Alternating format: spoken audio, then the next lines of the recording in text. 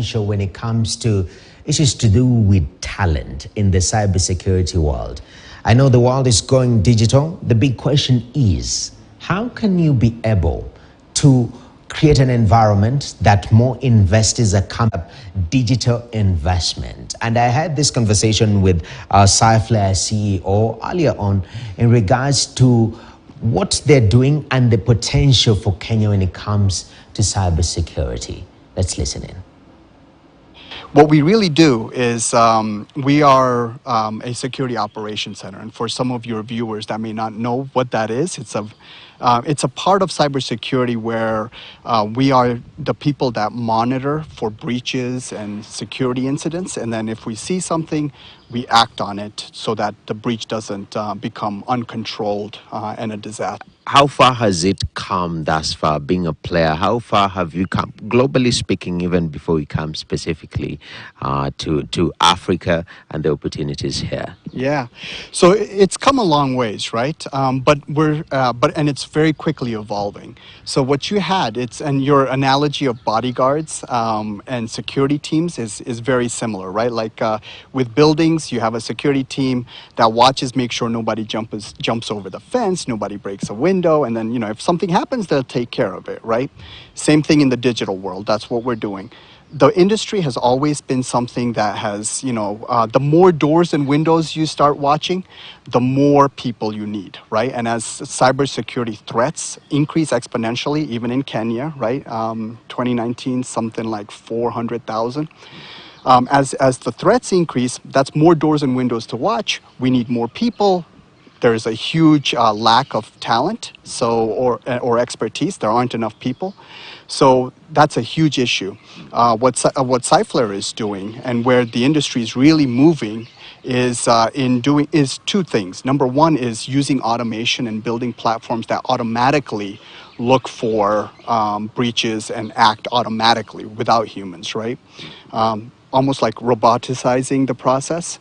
And then number two is to be able to look at cybersecurity in its entirety, right? There's a lot of vendors doing little things everywhere.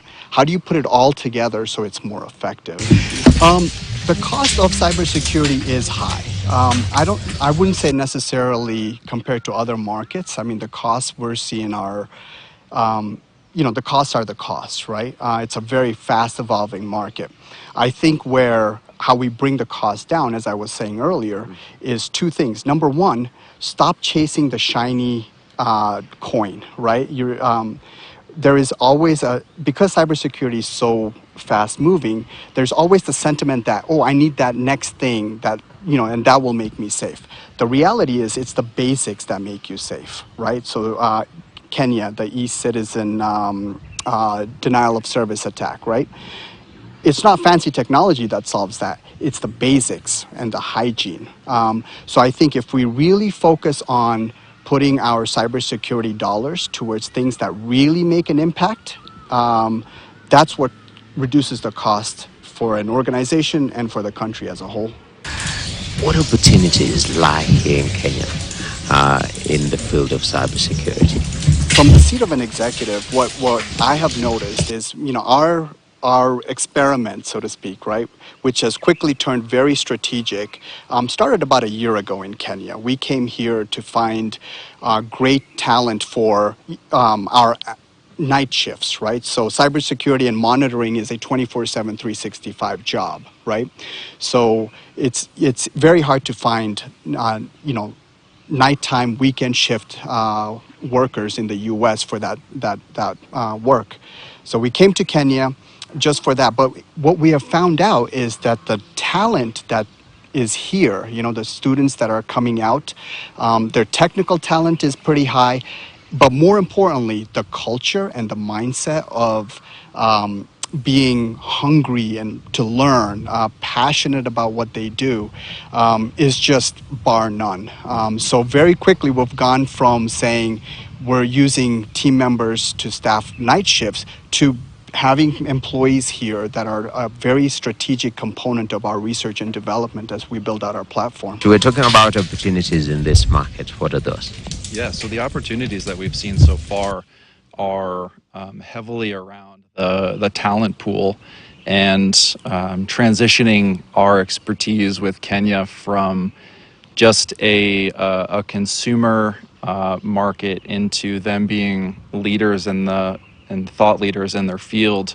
I got a chance to meet a lot of folks who are developing code and writing new programs that we might be able to use in our products, and really give them opportunities to expand their expertise, and hopefully one day us start to look to them for insights and thoughts instead of the Americas bringing the talent here. Oh, that's kind of interesting. And you guys are entering into partnerships, sort of to make sure that this works well, especially when you come into a market and you find people are very familiar with that particular market. Talk to me about the best way to transition, especially from a global standpoint, to addressing the needs of a specific market.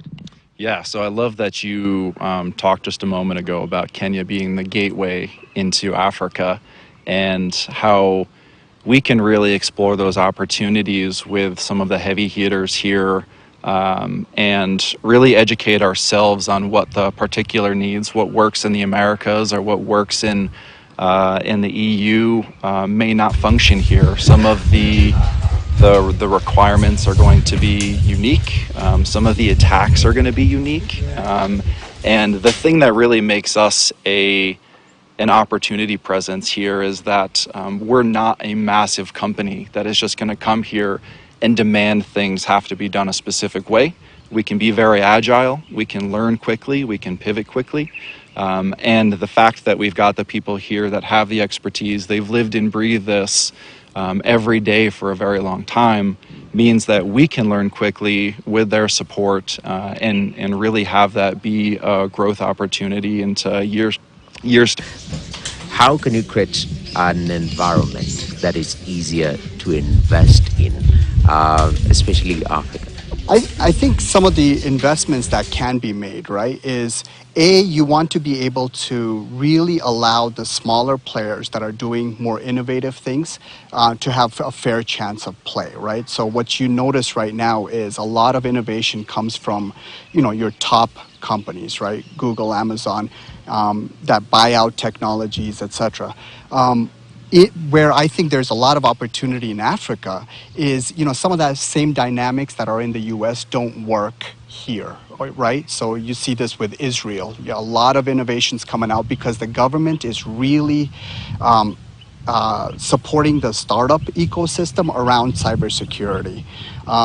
And because there isn't heavy money coming in and just, gobbling all that stuff up. All right, from cybersecurity, let's talk climate change. As Kenya grapples with the challenge of climate change and food insecurity,